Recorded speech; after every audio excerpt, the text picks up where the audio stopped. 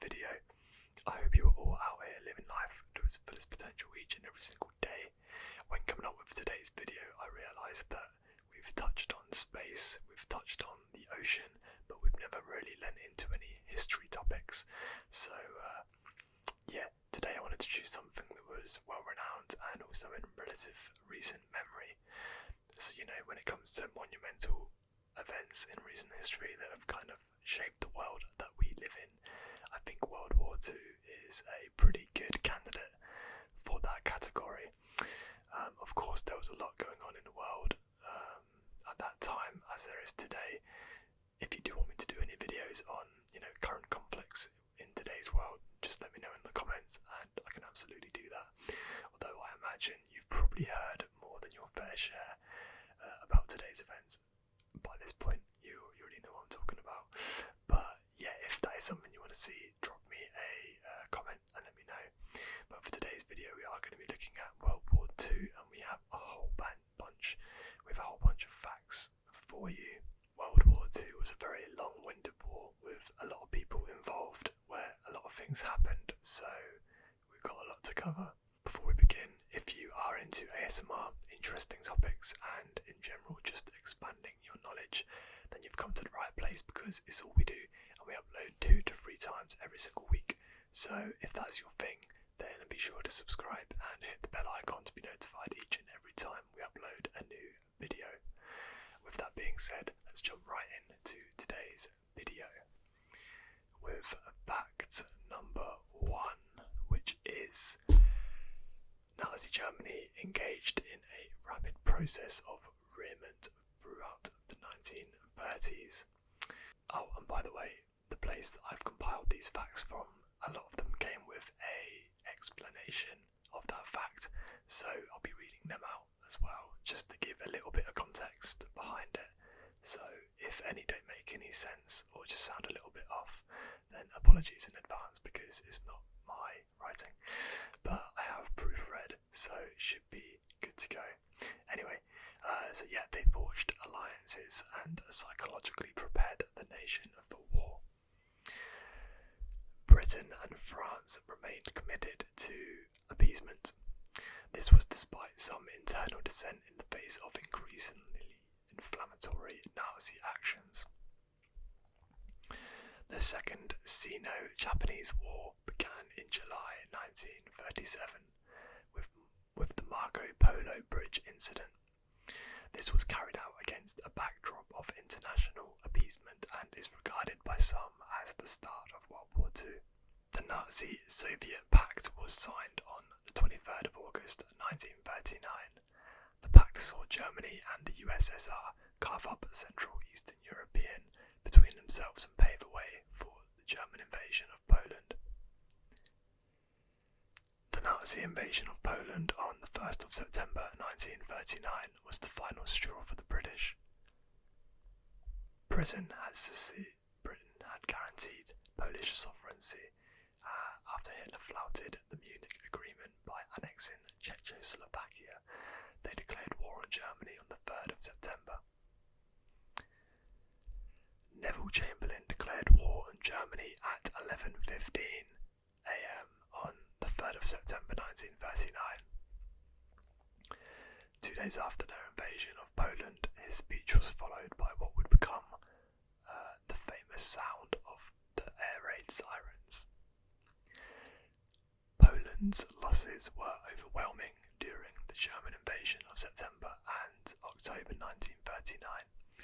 Polish losses included 70,000 men killed, 133,000 wounded, and 700,000 taken prisoner in the defence of the nation against Germany.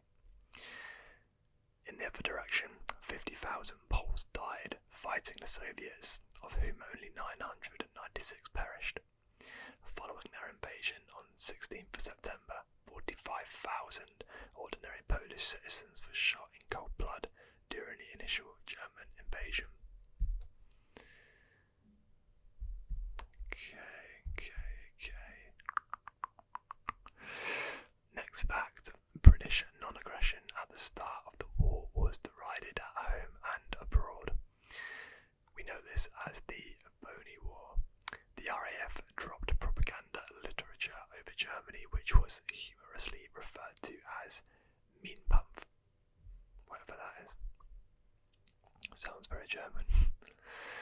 Britain gained a morale-boosting victory in a naval engagement in Argentina on the 17th of December 1939. It saw the German battleship Admiral Graf Spee scuttled in the River Plate estuary. This was the only action of the war to reach South America. The attempted Soviet invasion of Finland in November to December 1939 initially ended in comprehensive defeat. It also resulted in Soviet expulsion from the League of Nations. Eventually, however, the Finns were beaten into signing the Moscow Peace Treaty on the 12th of March 1940. By the way, guys, if you can hear any rain, it has started to rain outside, so if you don't like it, apologies. If you do like it, then I guess it's a good touch, so either way. Next fact, the French army was one of the largest in the world. The experience of World War I, however, had left it with a defensive mentality that paralysed its potential effectiveness and engendered a reliance on the Maginot Line. Germany ignored the Maginot Line, however, the main thrust of their advance into France, moving through the Ardennes in northern Luxembourg and southern Belgium as part of the Sitzungsschnittplan. Again, a very German sounding word. Apologies if I mispronounced. The Germans employed blitzkrieg tactics. They used armoured vehicles and aircrafts to make rapid territorial gains. This military strategy was developed in Britain in the 1920s. The Battle of Sedan, 12th to the 15th of May, provided a monumentous breakthrough for the Germans. They streamed into France thereafter. The miraculous evacuation of Allied troops from Dunkirk saved 193,000 British and 145,000 French troops. Although some of the 80,000 were left behind, Operation Dynamo far exceeded the expectation of rescuing only 45,000. The operation used 200 Royal Navy ships and 600 volunteer vessels.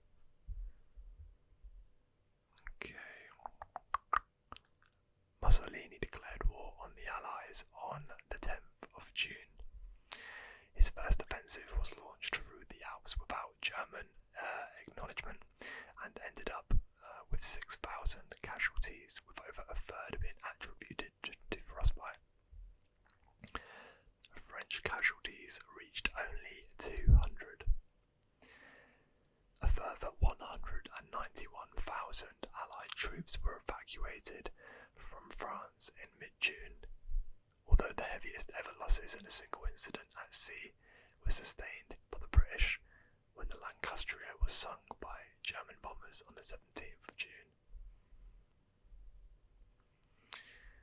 The Germans had reached Paris by the 14th of June.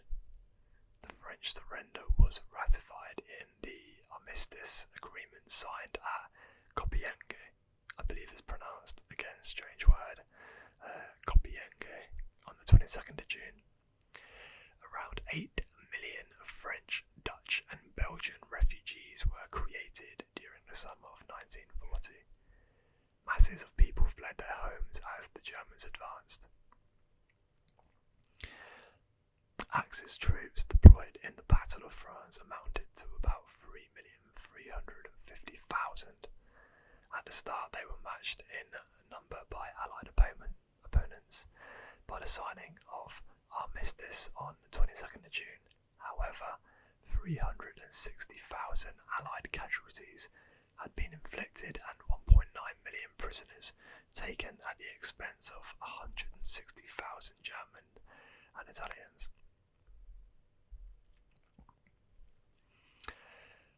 Next fact. It was part of a longer-term invasion plan by the Nazis. Hitler ordered planning to begin for an invasion of Britain on the 2nd of July 1940, but the Nazi leader specified air and naval superiority over the English Channel and proposed landing points before any invasion. The British had developed an air defence network that gave them a critical advantage. In an effort to improve communication between radars and observers and aircraft, Britain came up with a solution known as the Dowding system. Named after its chief architect, the RAF Fighter Command's Commander-in-Chief Hugh Dowding, it created a set of reporting chains so that aircraft could take to the skies quicker to react to some incoming threats, while information from the ground could reach aircrafts quicker once they were airborne. The accuracy of the information being reported was also greatly improved. Okay. Moving on. The RAF had around 1,960 aircraft at its disposal in July 1940. That figure included around 900 fighter aircraft, 560 bombers, and 500 coastal aeroplanes. The Spitfire became the star of the RAF's fleet during the Battle of Britain, though the Hawker Hurricane actually took down more German aircraft. This meant its aircraft were outnumbered by Luftwaffe. The Luftwaffe could deploy 1,029 fighter aircrafts, 998 bombers, and 261 dive bombers, along with 151 reconnaissance. Okay, hang on, let me just double check that. Reconnaissance. Strange word. Anyway, reconnaissance planes and 80 coastal planes. Britain dates the start of the battle as the 10th of July. Germany had begun carrying out delayed bombing raids on Britain on the first day of the month, but attacks intensified from the 10th of July. In the initial stage of the battle, Germany focused their raids on southern ports and British shipping operations in the English Channel. Germany launched its main offensive on the 13th of August. The Luftwaffe moved inland from this point, focusing its attacks on the RAF airfields and communication centres. These attacks intensified during the last week of August and the first week of September, by which point Germany believed the RAF to be nearing a breaking point. One of Churchill's most famous speeches was about the Battle of Britain. As Britain was bracing itself for German invasion, Prime Minister Winston Churchill made a speech to the House of Commons on the 20th of August in which he uttered the memorable line, "Never in the field of human conflict was so much owed to so many by so few." Let me just read that again. I need to digest this one. That didn't make much sense. Never in the field of human conflict was so much owed by so many to so few. Okay, I get that. I like that. Ever since, the British pilots who took part in the Battle of Britain have been referred to as the few. Oh, okay, cool, yeah, that definitely makes sense. The RAF Fighter Command suffered its worst day of battle on the 31st of August. Amid a large German operation, the Fighter Command suffered its heaviest losses on this day, with 39 aircraft shot down and 14 pilots killed. The Luftwaffe launched around 1,000 aircraft in one single attack. On the 7th of September, Germany shifted its focus away from RAF targets and towards London, and later other cities and towns and industrial targets too. This was the start of the bombing campaign that became known as the Blitz. On the first day of the campaign, close to 1,000 German bombers and fighter aircrafts headed to the English capital to carry out mass raids on the city.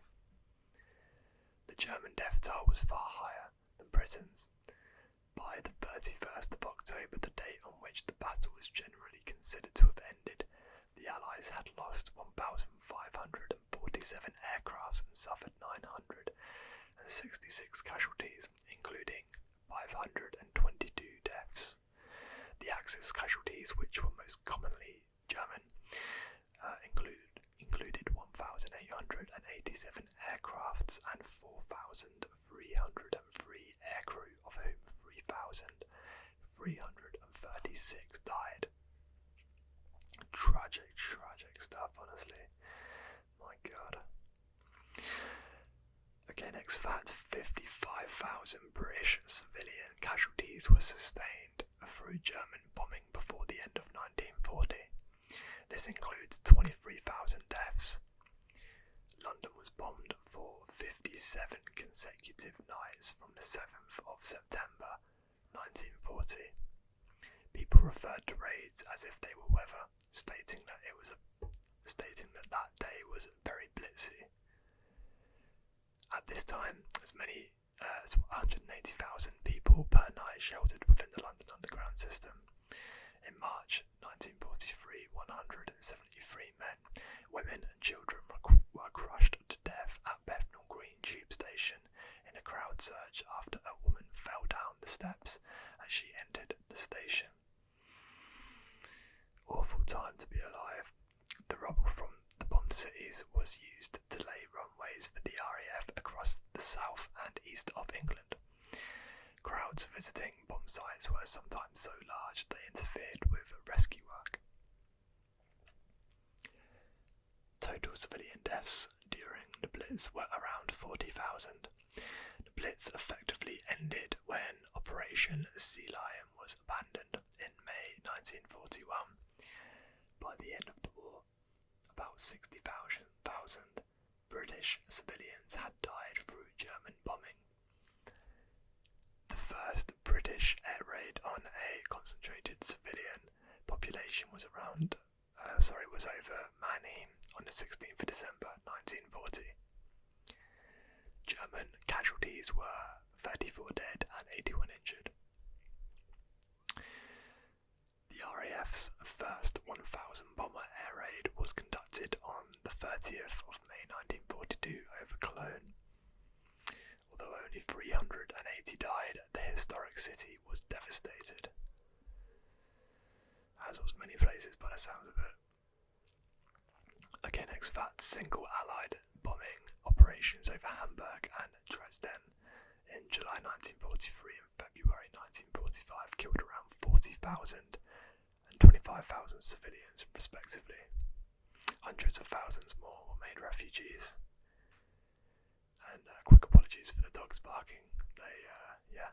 Hopefully you can't hear them, but if you can, that sucks. Sorry, dude.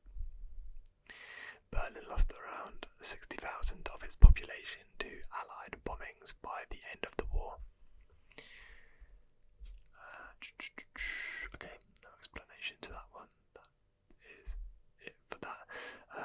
Next fact. Overall, German civilian deaths totaled as many as 600,000. The war in Africa and that's something else. Sorry, I don't know what the hell that was. Next fact. On the eve of Operation Compass, General Sir Archibald Wavell could call on only 36,000 troops, while facing 215,000 Italians.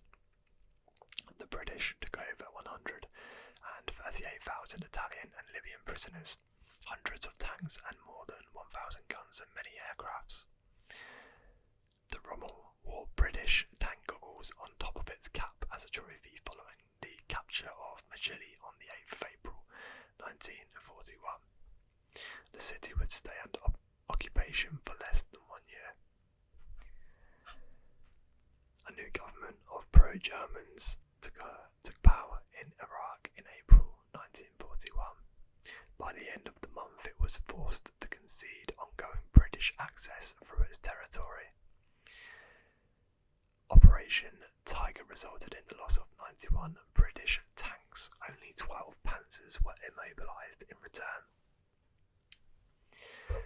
General Sir Claude Auchinleck, the Ork, also known as, soon replaced Wavell. 90 Axis ships were sunk in the Mediterranean between January and August 1941. This deprived the Afrika Korps of essential new tanks and the food required to ward off hunger and illness. The Allies broke out from Tobruk in November 1941 with vastly superior resources. They had an initial 6,000 tanks against 249 panzers and 550 aircrafts, whilst the Luftwaffe had only 76. By January, 300 Allied tanks and 300 aircrafts had been lost to Rommel, but had been pushed back significantly. Soviet and British troops invaded Iran on the 25th of August 1941 in order to seize oil supplies. Rommel reclaimed Tobruk on the 21st of June 1942, winning thousands of tons of oil in the process. The major Allied offensive of Almain in October 1942 reversed the losses sustained in July. It began with the deception of the Germans using planes devised by Major Jasper Maskelyne. Sorry, really weird spelling of Maskelyne, but that's his surname anyway. A successful magician in the 1930s. And that brings us to our last fact of the day. The surrender of 250,000 Axis troops and 12 generals signalled the end of the North Africa campaign. It occurred after the Allied arrival in Tunis on the 12th of May 1943. And with that brings an end to today's video.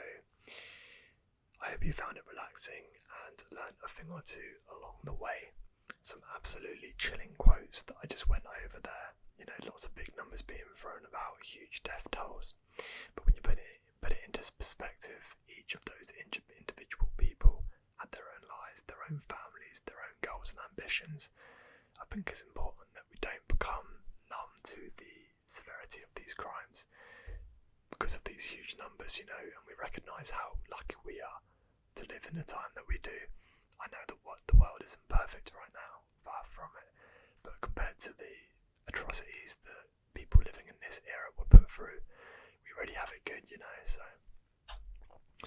yeah, it's definitely a lot to be positive about.